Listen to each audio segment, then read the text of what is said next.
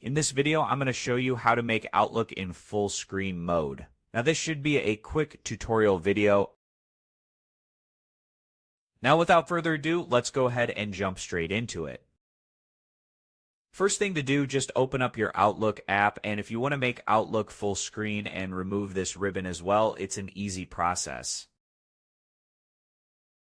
All you have to do is first make sure you're on the View tab. As you can see now, just go to the top right and click on this arrow right here. Then you will see to collapse this ribbon, the shortcut is Control plus F1, or you can just click on it like this. Now the Outlook email is in full screen mode, as you can see. So this was an easy and quick process video. As always, thank you for watching.